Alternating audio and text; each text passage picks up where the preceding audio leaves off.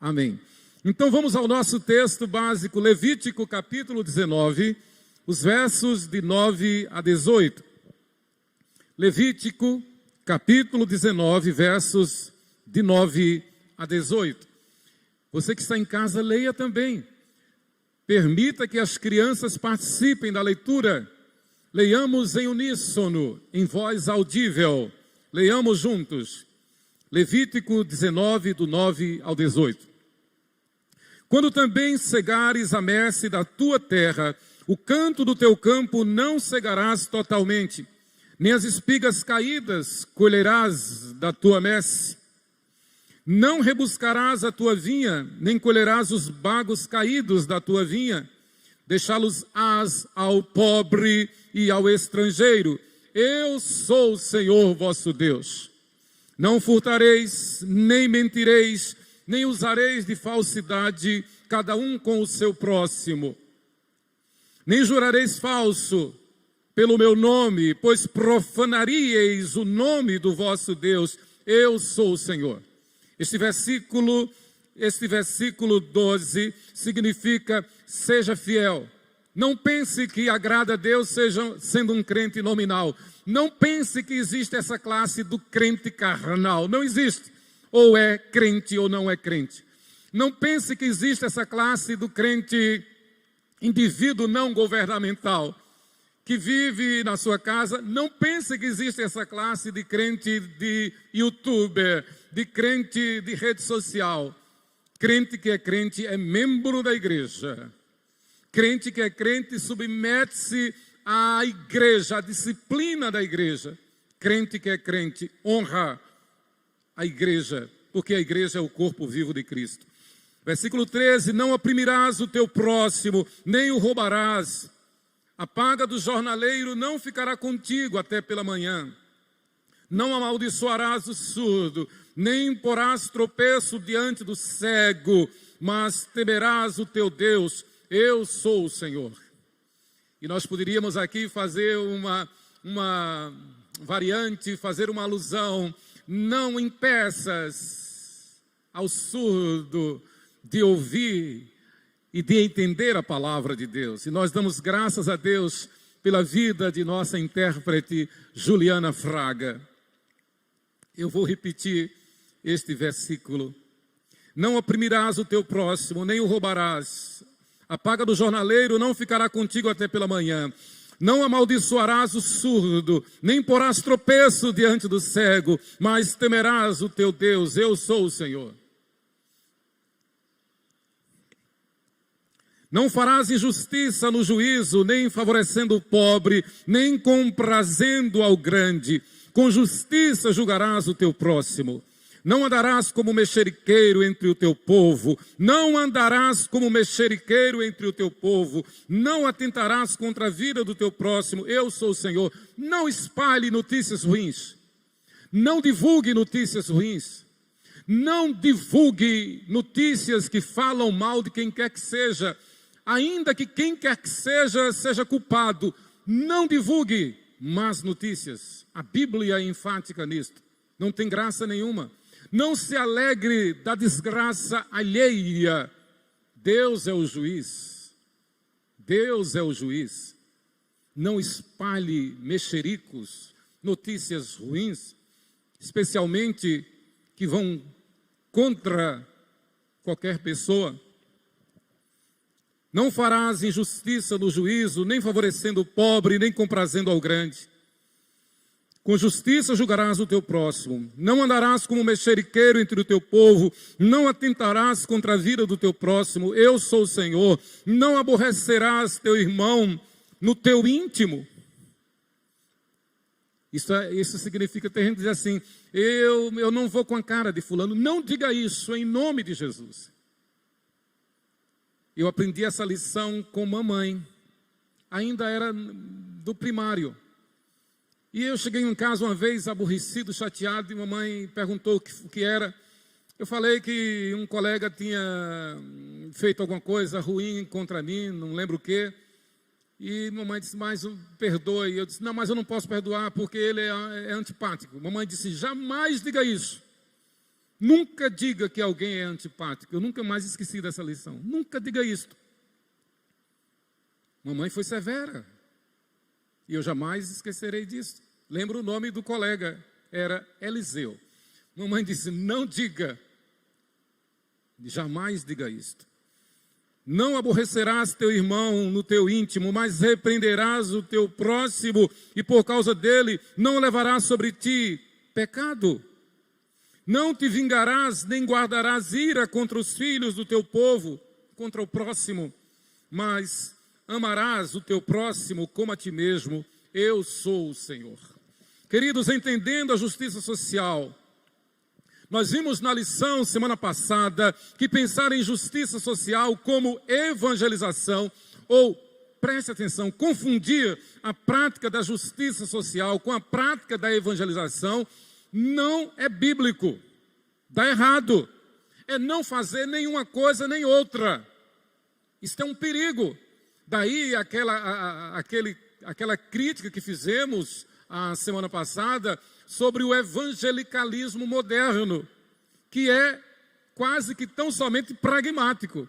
Venha para o culto que você vai se satisfazer, que você vai se alegrar. Vamos fazer um culto que agrade as pessoas. Vamos oferecer pão e bens e benefícios para que as pessoas venham para a igreja. Vamos preparar o templo de forma que as pessoas se agradem, então elas possam ser atraídas. Isso está errado. O único atrativo para a pessoa ser da igreja é o sacrifício de Jesus na cruz do Calvário, no lugar daqueles que creem. E este sacrifício exige a nossa renúncia do nosso eu, exige arrependimento, exige quebrantamento, exige conversão. E evangelho é isto. E ação social é fazer o bem sem olhar a quem. Então fazer ação social pensando em ganhar almas para Jesus está errado. Porque termina não fazendo nenhuma coisa nem outra. Vimos que são duas ações distintas e que precisam estar conforme a doutrina bíblica. E esta é a grande crítica ao evangelicalismo moderno, que se propõe, claro, usando a Bíblia, em atrair as pessoas pelas mensagens de autoajuda, pelas mensagens como coach, pelas mensagens de elevar o ego, elevar a autoestima das pessoas. Não, o púlpito não é para isso, a igreja não é para isso, pelo contrário, a igreja, o púlpito é para dizer que todos pecaram e destituídos estão da glória de Deus, que o salário do pecado é a morte, mas o dom gratuito de Deus é a vida eterna em Cristo Jesus. E, consequentemente, quando se vive como nova criatura, a ação social flui individualmente por cada membro e através da unidade da igreja. No primeiro capítulo, na página 26, os autores Kevin de Jung e Gilbert Greg, eles dizem: queremos que as igrejas se lembrem de que há algo pior do que a morte. Queremos que a igreja se lembre de que há algo pior do que a morte e algo melhor do que a prosperidade humana. Se esperamos por cidades renovadas e corpos sarados nesta vida, somos as pessoas mais infelizes do mundo. Olha que palavra pertinente, não é? O problema não é simplesmente viver. Repito, a questão é obedecer a Deus. Não basta pensar na crueza da morte em si. É preciso pensar na esperança da vida eterna. É preciso pensar em que o Senhor nos formou no ventre da nossa mãe. O Senhor nos dá vida para que a Ele sirvamos com alegria e inteireza de coração.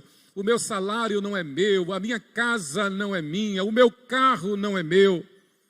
Justiça social é ter um coração aberto para servir. Justiça social é fazer exatamente como fez o bom samaritano. Justiça social é como fez Maria Madalena, tão agradecida por tão grande amor e perdão recebidos do Senhor e Salvador Jesus Cristo, que ela entregou tudo a Ele, num sacrifício de louvor, num gesto de louvor, num culto. O que ela houvera guardado na poupança, ela tirou, comprou um perfume, um vaso de alabastro e derramou todo sobre Jesus. Um ato de gratidão. Você está disposto a colocar o teu carro no serviço do Senhor? Você está disposto a colocar a tua casa no serviço do Senhor? As nossas meninas, sempre a gente comenta, a nossa casa parecia uma hospedaria lá em Itabuna. Teve época, uma vez nós hospedamos um ônibus. A casa pastoral, a casa da igreja, graças a Deus, é grande e comportava. As mulheres ficaram no térreo, os homens ficaram no primeiro andar. Mas quem fez o jantar, o café, o almoço, foi Sheila de Fátima. Claro, contamos com o apoio da SAF, da Junta Diaconal, mas a anfitriã foi Sheila. E Sheila era uma menina naquela época. Era uma menina. As nossas meninas lembram disto. Nós hospedamos em nossa casa. Foi o coral da Igreja Presbiteriana das Graças. Maestro Pioncho. Louvado seja Deus. E tantas oportunidades de servir nós temos. Louvado seja Deus, né? Então, resumindo, confundir o evangelho com a justiça social é negar ao pecador tanto um quanto o outro. O evangelho e a justiça social. Missão da igreja é apresentar o evangelho. Arrependei-vos e convertei-vos. Nós não somos donos dos nossos narizes. Nós não somos donos do nosso salário, nós não somos donos da nossa aposentadoria, nós não somos donos do nosso tempo, não somos donos da nossa casa, não somos donos do nosso carro. Tudo, como diz o hino, tudo entregarei. Como disse Davi, tudo, Senhor, tudo vem de ti e do que é teu, tu damos. A nossa casa não é nossa, a nossa casa é de Deus. O nosso salário não é nosso, é de Deus. A nossa vida não é nossa, a nossa vida é de Deus. E a nossa maior alegria é saber que partiremos para estar com o Senhor. Então, como nós vimos na última aula, o problema do evangelicalismo moderno é ensinar que, fazendo-se justiça social, se está evangelizando. Outro detalhe, não se faz justiça social simplesmente sustentando na sã doutrina. Pode-se ter a fidelidade à sã doutrina, pode-se ter todo o conhecimento dos cânones, das confissões de fé reformadas, pode ser Bíblia, pode estar calcado na sã doutrina e não dá o segundo passo. Ser manco e não praticar a justiça, a misericórdia, a humildade. Miqueias, falando pelo poder do Espírito Santo, diz: Deus te declarou ao homem o que é bom e o que o Senhor pede de ti, senão que pratiques a justiça. Pratiques a justiça. Ames a misericórdia e andes humildemente com teu Deus. É extremamente preocupante quando vemos que gente se aprofunda na teologia para se aprofundar na vaidade, na soberba, no orgulho.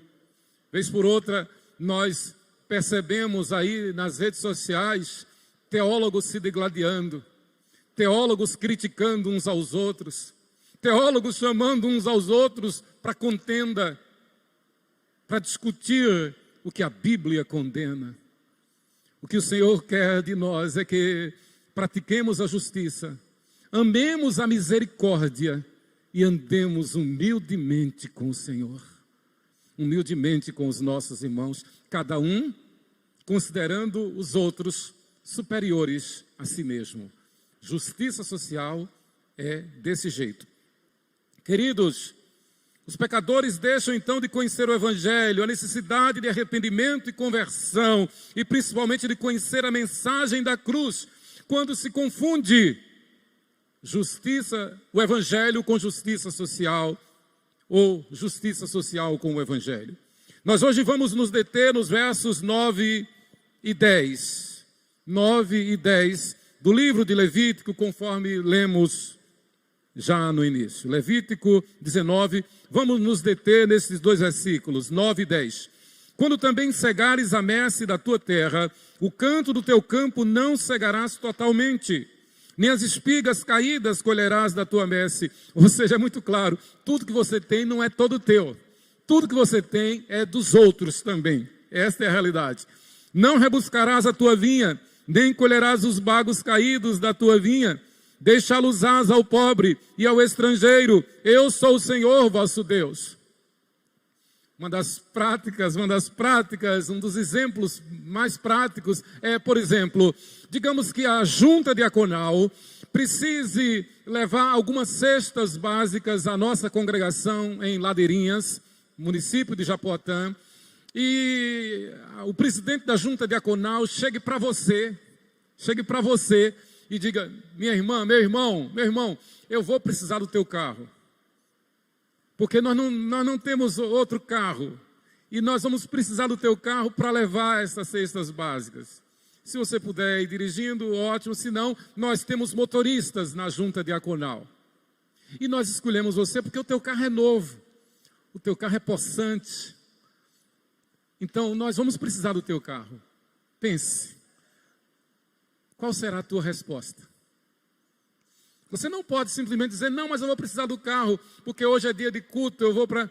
Não, você pode chamar um Uber, você tem condição de ter um carro 0 quilômetro, você mora confortável, você sabe que tem uma boa renda. Então, aliás, é capaz de você ter 2 carros. Então você não pode dizer não em nome de Jesus. Isto é justiça social.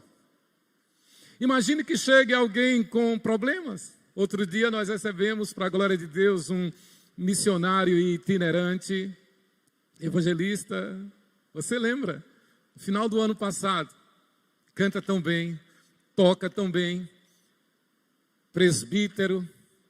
Mas ele faz esse trabalho no Brasil todo e fora. Ele está fazendo um trabalho lindo lá na Índia, com crianças abandonadas. Um trabalho parecido com o que outra irmã faz em outro país, que eu não posso dizer o nome, por segurança. E esse irmão veio aqui, final do ano passado. Mas quando ele fez o contato, um mês antes, ele disse: olha, pastor Emanuel, com aquela voz bonita, olha, pastor, desculpe, não se preocupe com hospedagem, nem com alimentação. Basta me arranjar uma sala nas dependências do templo, arranje um colchão e que eu fico lá. E eu tinha pensado nisso. E eu estava certo de atender o seu pedido desse jeito. Mas quando eu falei para Sheila de Fátima, ela disse: meu amor, e se fosse Jesus?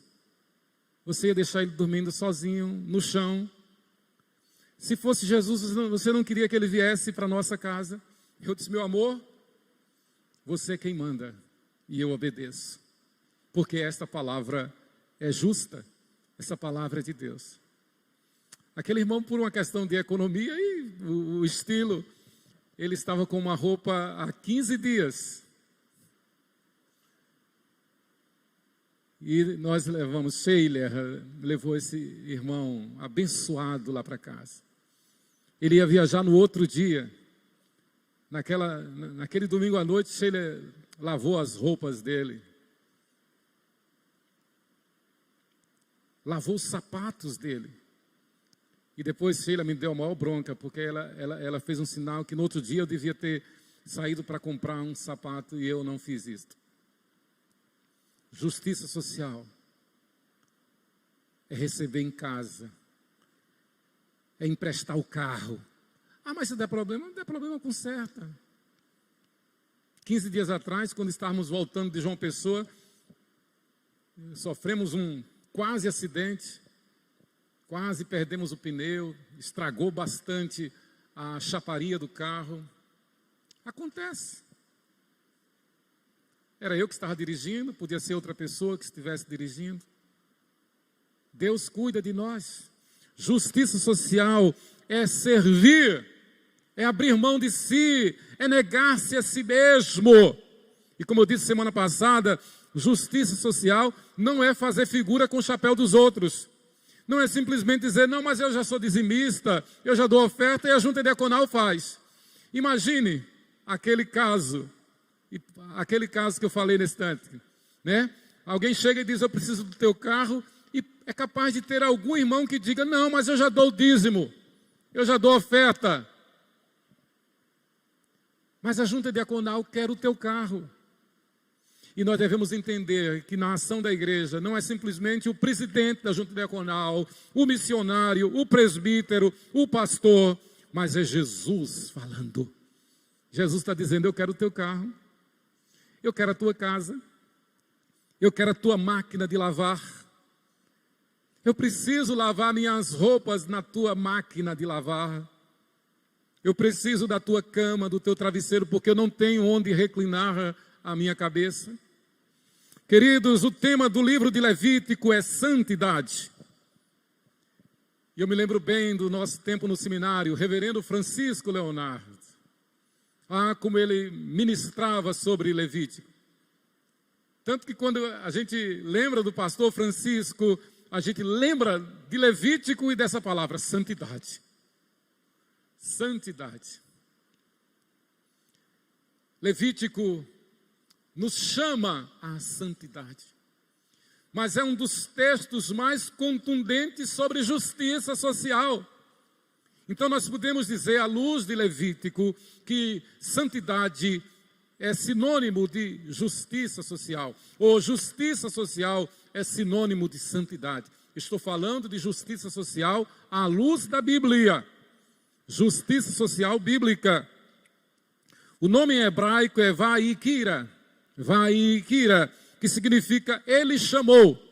O eterno Jeová nos chamou para estar na sua presença. Ele nos chamou para ser santos, como Ele é santo. Louvado seja o nome do Senhor. Em grego, Levítico é leuetikon, que significa a respeito dos levitas. Os levitas na Bíblia são os que servem ao Senhor. Seja tocando, seja cantando, seja pregando, seja fazendo a ação social, seja celebrando, todos somos levitas. Todos fomos chamados para servir ao Senhor. O levita, ele não é dono de si. Ele não é autônomo. Ele não é um indivíduo não governamental. O levita, à luz da Bíblia, é um servo. Apenas servo e nada mais. Está sob ordens. Servo é escravo. É doulos, é escravo. Então nós não temos vontade própria na igreja. É Deus quem manda e Deus manda através da igreja. Por isso que a igreja fiel exerce disciplina. Um membro da igreja errou, um membro da igreja falhou, um membro da igreja desobedeceu, e isto é caso de disciplina. A igreja veladamente, em conselho, no secreto, disciplina e publica a disciplina. A igreja fiel não faz vistas grossas. O membro fiel não faz vistas grossas diante da iniquidade, diante do pecado. Entrega a Deus, conta a Deus, e como diz em Mateus capítulo 18, segue aqueles passos. Um primeiro passo, o segundo passo com a pessoa, e o terceiro passo, se aquela pessoa não se arrependeu, não mudou, o terceiro passo é contar na igreja presbiteriana ao conselho da igreja. E o conselho da igreja vai exercer a disciplina sobre aquele membro. E vai publicar a disciplina. E o disciplinado, ele perde os seus direitos como membro da igreja, e embora seja exortado a participar dos cultos. Isto é disciplina eclesiástica. Por que eu estou falando isso quando estamos pensando em justiça social? Exatamente pelo que eu falei no início. Porque não há justiça social sem fidelidade à palavra de Deus, sem santidade, que é o tema de Levítico. Como disse Klosterman em 1877, Levítico é um código de santidade. A teologia de Levítico, como bem diz o Dr. R.K. Harrison, se resume em primeiro lugar, Levítico apresenta Deus como uma divindade viva. É o que nós estamos estudando no livro. Esse texto que eu estou lendo é um extrato deste livro. Levítico apresenta Deus como uma divindade viva e onipotente. Detalhe, não pense que Deus é sujeito às nossas vontades. Deus é Senhor. Deus é Senhor. Eu sei que essa palavra talvez doa em alguém, mas é bíblica. Não pense que Deus vai atender o teu pedido simplesmente porque você está orando. Aliás, Deus não prometeu atender todos os nossos pedidos conforme a nossa vontade, mas conforme a vontade dEle. E muitas vezes a vontade dEle é diferente da nossa. Mas nós nos consolamos sabendo que a vontade dEle é boa, perfeita e agradável. É justa. Nós somos injustos. Então não basta orar. Nesse tempo de guerra em que estamos, nesse tempo de tanto sofrimento. Muita gente está falando em oração, aliás, vai ser o tema do sermão da noite. Muita gente falando em oração, muita gente pedindo oração, muita gente orando. E gente que nem conhece Deus, que nem tem compromisso com Deus, que nem conhece a palavra de Deus, mas está dizendo, olha, eu estou orando, eu vou orar. E agora com as mãozinhas, né? As mãozinhas das redes sociais aí do Zap, está todo mundo botando as mãozinhas. Não basta botar as mãozinhas, não basta pedir oração, não basta dizer eu estou orando. É preciso ter vida de santidade, é preciso ter consciência de que o sacrifício de Jesus na cruz foi no lugar de todo aquele que nele crê, que Deus matou o seu Filho na cruz, para que os que nele creem vivam em santidade, novidade de vida, vivam como novas criaturas. Então, pensamento de Harrison, em primeiro lugar, Levítico apresenta Deus como uma divindade viva e onipotente, que já interveio nos assuntos de Israel para resgatá-lo da escravidão no Egito e fazer de Israel um povo livre para adorá-lo. Este ato milagroso de libertação é uma garantia de sua capacidade para cuidar do povo escolhido e de proteger seus interesses, enquanto este continua a obedecer às suas leis. Então Deus prepara um povo, Deus separa um povo, e a figura perfeita é exatamente a de Israel. Israel não merecia, mas Deus amou Israel. Imagine as 10 pragas caindo no Egito, mas Israel estava na terra de Gósen. Imagine que com todo o sofrimento, o Senhor não nos prometeu livrar-nos do sofrimento, mas seja qual for a situação, com sofrimento ou não, a igreja está no Gósen de Deus, na terra de Gósen. A igreja tem a segurança de que o Senhor vela por si, o Senhor cuida da igreja, o Senhor defende a igreja. A graça do Senhor nos basta na igreja. Ele não nos prova além das nossas forças. Em segundo lugar, o livro de Levítico fala da presença de Deus com o seu povo Israel. Presença simbolizada pelo tabernáculo no meio do arraial, que era o assento ou a assembleia da glória de Deus. O tabernáculo as 12 tribos em torno, e no centro das 12 tribos, a divisão era 3 em cada ponto cardeal, 3 para o norte, 3 para o sul, 3 para o leste, 3 para o oeste. Eu não sei se é bem assim a norma dos pontos cardeais, onde eu estou aqui, mas exatamente assim, norte, sul, leste, oeste, 3, e no centro, o tabernáculo. E todos sabiam, todos tinham consciência de que o tabernáculo representava a presença de Deus. Era como se Deus estivesse ali em pessoa, e estava em espírito e em verdade.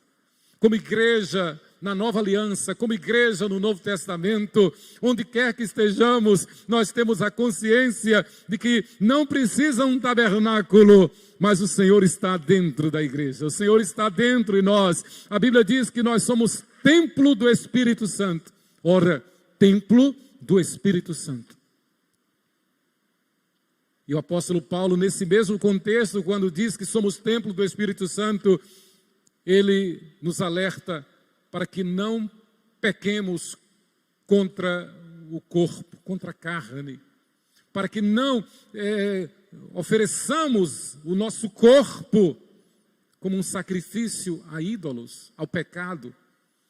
E no mesmo contexto, o apóstolo Paulo diz: aquele que pensa estar em pé, cuidado, não caia. O nosso corpo é templo do Espírito Santo. Existe, queridos, uma perfeita ligação entre o Levítico e o Novo Testamento. Resumindo, a expiação realizada no Calvário significa que os preceitos rigorosos levíticos para o sacrifício e para a santidade tinham sido ultrapassados, ou seja, foram superados, transpostos para o cristão pela habitação no cristão do Espírito Santo de Deus. Então aquilo que outrora, aquilo que no Antigo Testamento exigia sacrifícios, holocaustos, derramamento de sangue, todos aqueles sacrifícios, tudo isso foi vencido pelo sacrifício perfeito do Cordeiro de Deus que tira o pecado do mundo, Jesus Cristo. Ele se fez pecado em nosso lugar. Ele se sacrificou, ele foi sacrificado, imolado em nosso lugar. A figura de Abraão e Isaac no Monte Moriá, Isaac já sobre aquela pira, sobre aquele altar, sobre a lenha, o cutelo, a faca na mão de Abraão para sacrificar, para dar o golpe fatal no coração de Isaac. A história não terminou ali, como diz Paul Washer, com a aparição do Cordeiro. Houve apenas um intervalo. A história continuou e culminou e foi completada quando na cruz do Calvário o Filho perfeito de Deus deu o último suspiro. O golpe fatal, ao invés de ter sido dado em Isaac, foi dado no Filho perfeito de Deus, Jesus Cristo. Para que os que nele creem vivam não conforme si, não conforme a sua vontade, mas conforme a vontade de Deus. E a vontade de Deus é que nós sejamos santos. A vontade de Deus é que nós sejamos santos. E somente sendo santos, agradáveis a Deus, é que nós podemos fazer justiça social conforme a palavra de Deus. Gravemos esta frase: porque Jesus Cristo vive no crente pela fé. Porque Jesus Cristo vive no crente pela fé. O verdadeiro sacrifício vivo a Deus consiste na apresentação diária, no serviço a Cristo e ao reino de Cristo. Romanos 12, 1 e 2 referenda esta frase. Justiça social. Em primeiro lugar, querido, justiça social, amando os outros com os nossos bens. Amando os outros com os nossos bens. É aquela história que mamãe sempre falava: viola de boca é muito boa de se tocar. É muito bom fazer figura com o chapéu dos outros.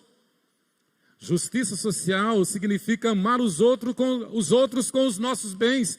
E neste sentido, neste aspecto, na hora que a necessidade bate à nossa porta, e se nós temos condição de atender, nós não temos que terceirizar. Nós não temos que mandar para o pastor, mandar para a junta diaconal, mandar para o conselho, mandar para terceiros. Não, se nós temos condição de atender, devemos atender. Eu vou contar uma ilustração que é real. É aquela mesma história do crente quando se depara com alguém endemoniada. Um crente que se depara com um endemoniado. Aí tem muitos que ligam para o pastor. Ligam para o presbítero, ligam para uma autoridade da igreja. Olha, vem aqui que tem alguém endemoniado. Se você é crente, se você nasceu de novo, você tem toda a autoridade de expulsar aquele demônio no nome de Jesus. Não fuja, não faça como aconteceu uma vez numa reunião das Déboras, lá em Itabuna. Uma benção a reunião das Déboras sempre, e as irmãs estavam orando. E Sheila estava ministrando, eu estava lá também. E havia um moço que sempre participava dos cultos, e ele entrava e participava.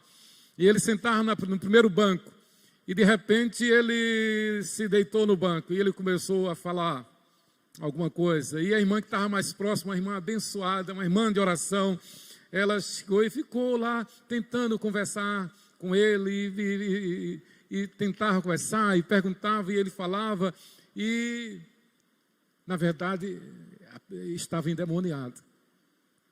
E ela tentava falar, mas não entendia nada que ele estava dizendo. Ela não entendia nada. Aí, de repente, Sheila disse: irmã, fulano está endemoniado, é um demônio.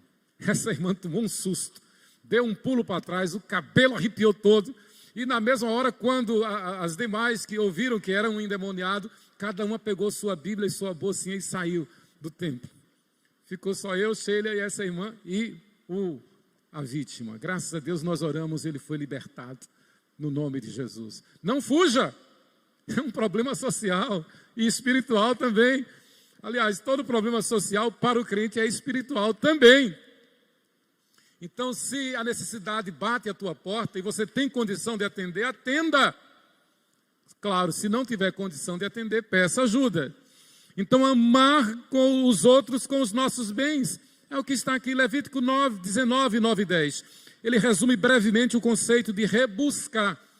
E Moisés registra aqui esta palavra: quando também cegares a messe da tua terra, o canto do teu campo não cegarás totalmente, nem as espigas caídas colherás da tua messe, da tua produção, da tua lavoura, não rebuscarás a tua vinha.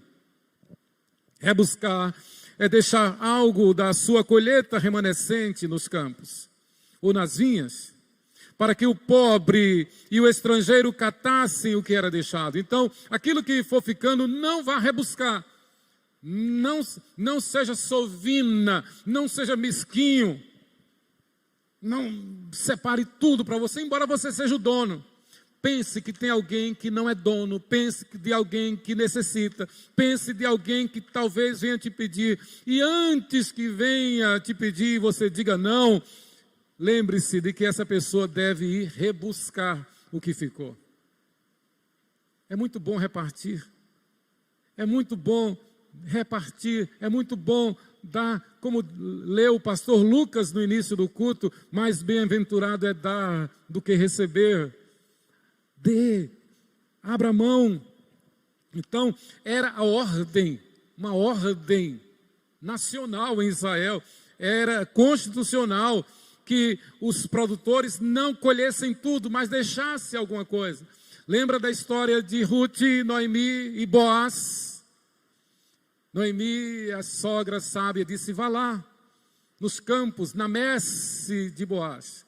Eles estão colhendo e certamente eles vão deixar algo para ser rebuscado. E aí você rebusca o que sobrar. E foi assim que começou essa história linda de Ruth e Boaz. Um casamento lindo, um casamento que veio dar como descendente o Senhor Jesus Cristo, nascido da Virgem Maria, descendente de Ruth e de Boaz. Muito bem, então era deixar aquilo, o produto da lavoura, da agricultura, para que outros viessem colher. O terreno é meu, a produção é minha, eu que gastei com os insumos, eu que gastei com os trabalhadores, eu tenho o direito de tirar tudo. Claro, você tem o direito, mas antes do nosso direito, nós temos o dever diante de Deus. Antes do direito de servir-nos do nosso salário, nós temos o dever de, com o nosso salário, abençoar a quem precisa. Por isso que nós fazemos missões. Aliás, nós fazemos missões por conta disto. Por causa da fidelidade, né? E nós nos envolvemos com missões. Estamos recebendo aí 2 pedidos de socorro dessa nossa irmã Violeta Guarino e também do pastor Marcos Santos, que está indo para Nova Zelândia. 2 pedidos para que a igreja os abençoe como parceira destes irmãos. Alguns irmãos têm dado individualmente, né? Graças a Deus, irmãos generosos, fiéis, verdadeiros justos sociais. Mas a igreja precisa assumir também. A igreja precisa fazer parceria também. E nós estamos trazendo esse pleito para a igreja. Então, o ato de rebuscar requeria não apenas a generosidade da parte do proprietário da terra. Isto é lindo, isto é perfeito. O ato de rebuscar requeria não apenas a generosidade da parte do proprietário da terra, mas também o esforço dos pobres. Era preciso ter esforço. Uma vez nós acolhemos em nossa casa, lá em Itabuna, uma família. O esposo, a esposa vieram de Belo Horizonte e o filhinho. E eles ficaram quase um mês lá em casa. Mas aí eu me lembro que a casa pastoral tinha um quintal enorme, era quase um sítio o quintal. E a gente, Sheila mantinha uma horta lá, uma produção linda, né, quiabo, nabo, e alface, couve, e jiló. E aí eu me lembro que todo dia, quando eu me acordava, eu chamava aquele moço: olha, vamos capinar, vamos cuidar da horta. O rebuscar não é apenas um doar, mas é uma oportunidade de fazer com que o necessitado também trabalhe. E o trabalho dignifica o homem. O trabalho dignifica o homem. Então Deus perfeito diz: olha, deixa lá para que eles rebusquem. Não façam simplesmente cestas e leve nas suas casas. Às vezes a gente tem condição de fazer, às vezes a gente é obrigado a fazer isso. Não tem jeito, a gente tem que fazer. Mas podendo fazer com que todos trabalhem, aleluia. Rebuscar implica em você permitir que o necessitado também trabalhe. Vamos capinar, vamos cuidar da nossa horta, vamos adubar, vamos regar, vamos trabalhar, fazer jus ao ato de rebuscar. Não era uma doação, havia lugar para isso também. Era uma oportunidade de levar o necessitado a trabalhar para comer. E isso é justiça social bíblica. Hoje vivemos numa geração que só quer receber. É só venha a nós, ao vosso reino nada. É uma característica desta geração. Vivemos uma geração de pessoas que foram mal acostumadas a só receber. Isto não é bíblico. A Bíblia manda que trabalhemos, porque, aliás, quem não trabalha, a Bíblia diz, não coma. Quem não trabalha, não coma. Esse foi um dos versículos que papai mais, era um dos versículos que papai mais citava para nós. E ele não podia ver-nos parados. Tinha que trabalhar. E ele inventava trabalho para a gente. Louvado seja Deus por isso. Por exemplo, dentre tantos trabalhos, eu não precisava ter feito aquele trabalho, graças a Deus. Papai e mamãe tinham condição, mas houve uma época, no auge daqueles crediários aqui em Aracaju, então que eu fui trabalhar carregando na cabeça roupa na cabeça, né? Cortinado, esse negócio, calça US-top, tantas calças US-top, essas coisas, coxas de chenil, né? Edredons. Então, eu conheço muitas ruas, muitos bairros daqui de Aracaju, porque eu andava carregando para os outros, né, venderem. Mas papai e mamãe permitiram, porque para nos ensinar a trabalhar. Rebuscar não é apenas dar, mas é permitir que o outro trabalhe. Não combina justiça social bíblica com amor ao dinheiro, ou o famigerado ditado, farinha pouca, meu pirão primeiro. Não. Em justiça social bíblica, o ditado tem que ser diferente. Farinha pouca, vamos dividir o pirão e eu serei o último a ser servido. Isso é justiça social bíblica. A principal lição a ser aprendida em rebuscar, conforme Levítico 19, 9 e 10, é a de que o povo de Deus deve ser generoso. É o que este livro nos diz. É a Bíblia. O povo de Deus deve ser generoso. O princípio para nós é este: temos de planejar deliberadamente nossa vida financeira, de modo que tenhamos dinheiro extra para dar aos que se acham em necessidade, dar por conta própria, independente do que a igreja já faz. Louvado seja Deus por isso. Então Deus nos habilita, Deus nos capacita para que, além da ação que a igreja faz e faz por nosso intermédio, nós tenhamos de per si, nós tenhamos individualmente, pessoalmente, uma reserva para poder socorrer a algum necessitado que nos pede, que precisa. A Bíblia ensina que em casos como este, de acudir, de socorrer, não é emprestar, é dar mesmo, é dar. Não é emprestar, não é pensando em juros, mas é dar, é entregar. Dá com a mão que a outra não veja. Dá com a mão direita que a esquerda não veja, como nos ensina Jesus no Evangelho. Uma das bênçãos da igreja, por exemplo, e me permita falar isto porque é para a glória de Deus. É quando nós, pastores, que vivemos exclusivamente da igreja.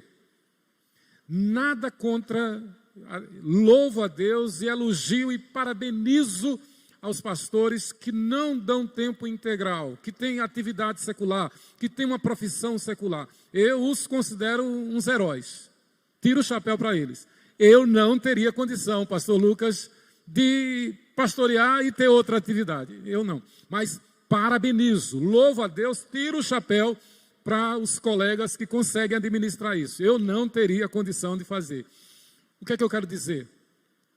Louvar a Deus pela igreja, pela membresia, pelos membros da igreja, que normalmente tratam o seu pastor sem esperar um pagamento. Que se doam, que trabalham, que fazem algo para o pastor como cortesia. Como, por exemplo, um corte de cabelo, é alguém que tem uma oficina e conserta, é alguém que, por exemplo, permita falar isso, para a glória de Deus, que vê que o pastor está precisando de um pneu novo no carro, e aí diz, pastor, eu vi que o pneu está careca, é um perigo, toma aqui um pneu novo. Gente que faz alguma coisa para o pastor e faz sem visar um pagamento, sem visar um troco, um lucro. Por que eu estou dizendo isto? Porque é uma forma que Deus estabelece de abençoar você que é generoso, de entender, por exemplo, que nós não temos carteira assinada, né? Nós não nos preocupamos com essa segurança terrena, mas nós, como levitas, literalmente, vivemos literalmente das demais tribos. Você lembra que a tribo de dos levitas, vivia dos dízimos das demais tribos, das 11 tribos. Tá? É apenas uma ilustração e um louvor a Deus pela vida, pela tua vida, você que é membro fiel da igreja. Leiamos Salmo 37, 25 e 26, que endossa este argumento. Fui moço e já agora sou velho, porém jamais vi o justo desamparado, nem a sua descendência mendigar o pão. É sempre compassivo e empresta, e a sua descendência será uma bênção. Normalmente a gente pensa esse versículo do ponto de vista do carente, do necessitado. Mas este versículo é para todos nós. Literalmente é para o generoso. Se você é generoso, se você tem um coração aberto, não se preocupe. Jamais você será desamparado. Jamais a tua descendência mendigará o pão. Se você é um profissional, para ilustrar de forma bem concreta, bem clara, se você é um profissional e você pode atender alguém, você pode atender o teu pastor por cortesia, saiba, Deus vai suprir isto. Quem vai te pagar é Deus, e Deus paga. Louvado seja o nome do Senhor. Eu nunca esqueço a palavra da vida em Atibaia, pastor Lucas, que você conhece tão bem. Aquela estância do Palavra da Vida lá em Atibaia. Aquilo foi uma oferta do Dr. Jairo Trench Gonçalves, que foi o pai do Jairinho, do Grupo Elo, Paulo César, os dois, né? Dr. Jairo Trench Gonçalves, lá em Atibaia, quando viu a chegada dos missionários para trazer o Palavra da Vida, e eles foram lá na igreja batista, Dr. Jairo Trench não pensou duas vezes. Vocês precisam de um lugar para construir o acampamento Palavra da Vida. Eu tenho uma fazenda em Atibaia, e eu posso separar um pedaço e dar para vocês. E ele fez isto. Ele contou para nós lá no seminário. Deu aquela... É um negócio fantástico, né? É um paraíso ali em Atibaia. Uma doação. Quantos irmãos têm feito isto para a glória de Deus? Ser generoso é exercer justiça social. A Bíblia diz: ditoso o homem que se compadece e empresta, será tido em memória eterna. É emprestar, não é investir. É emprestar, não é ser agiota. É emprestar, não é ficar cobrando. É o que a Bíblia está dizendo, claro. Deus não manda que a gente faça assim toda hora, a todo instante e para todo mundo. Repito, é quando você percebe que tem condições. Deus é justo. E Deus sonda e conhece o nosso coração. Se alguém bate à minha porta, eu tenho condição de atender e não atendo, eu estou sendo injusto. Eu estou sendo mesquinho. Eu não estou sendo generoso. Ditoso é o homem que se compadece e empresta, será tido em memória eterna. Salmo 112, versículos 5 e 6. Ditoso o homem que se compadece e empresta, será tido em memória eterna. E eu quero concluir hoje, como eu disse semana passada, este capítulo 6 tem pano para as mangas. Este capítulo 6 jamais pode ser dado em 1, 2, 3 aulas. Ele vai continuar. Nós vamos parar por aqui. E eu quero parar com mais uma ilustração. Então, houve um momento lá em Itabuna que nós ficamos sem carro. Tivemos que vender o nosso carro, porque a coisa não estava dando condições. E me lembro como hoje, peguei um ônibus, fui fazer uma visita ao presbítero Gessé e a irmã Joanísia, lá no São Caetano. E quando eu estava voltando, vim atravessando a Avenida Kennedy para pegar o ônibus de volta. Passou um carro, buzinou, parou lá na frente, deu ré e encostou. E eu conheci, era o irmão Chico Brasília. Chico Brasília, membro da nossa igreja. Ele disse: pastor, o que você está fazendo aqui? Cadê o carro? Eu disse: eu estou sem carro, eu tive que vender o carro. Ô pastor, então vamos aqui, eu te levo em casa. Foi uma carona abençoada, maravilhosa. Naquela noite, isso foi de tarde, naquela noite o telefone tocou. O irmão Chico Brasília. Ele disse: pastor, o senhor está sem carro, mas que coisa, como é que pode? O senhor precisa de carro, tem que fazer visita. Itabuna é uma cidade grande, tem as congregações. Eu disse: pois é, irmão, mas a gente está sem carro, Deus vai nos ajudar. pastor, olha, eu estou sem jeito aqui, até sem graça, eu estou com vergonha de falar, mas se o senhor não se incomodar, eu tenho um Fusca. Se o senhor não se incomodar, o senhor pode andar com o Fusca. Eu disse, pastor, eu disse, irmão Chico, isso é de Deus, é um presente. O senhor me empresta mesmo? Claro, eu empresto. E ele me emprestou. No outro dia, ele foi lá em casa com um funcionário e levou o Fusca. Tá bom, ele disse, e o documento? Ele disse, o documento está aí, os documentos estão aí. Muito bem. Irmãos, no outro dia, ele me chamou e aí ele passou o recibo do carro para o meu nome. E ele disse, como tem que botar um valor, porque o Detran exige um valor, ele disse, eu estou passando esse carro para o senhor por R$1. E ele vai para o teu nome. Ele mesmo resolveu tudo. E ele ainda disse, não precisa me dar R$1 não. Mas ele passou para mim como por R$1. Claro, quando Deus nos deu condição de ter um carro, eu devolvi o carro para ele por R$1. Queridos, ditoso é o homem que se compadece e empresta, será tido em memória eterna. Justiça social é ser santo diante de Deus. Ser santo é ser despojado do eu. Ser santo é como diz Jesus, negar-se a si mesmo.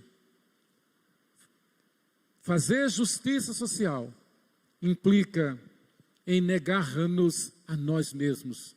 A minha casa não é minha, a minha máquina de lavar não é minha, a minha cama não é minha, a minha saúde não é minha, a minha proteção não é a máscara, a minha proteção não é nada nesse mundo, a minha proteção é Deus, Ele cuida de nós. Se Josué e Caleb fossem pensar em proteger a vida, eles teriam ido na onda dos 10, porque Israel seria fulminado pelos Enaquins, pelos cananeus. Mas Josué e Caleb não pensaram em salvar a sua pele, eles pensaram em obedecer a Deus. Como igreja, como povo de Deus, nós não devemos pensar primeiro em nós, mas primeiro em Deus. Nós devemos pensar não em simplesmente nos proteger, mas em obedecer a Deus.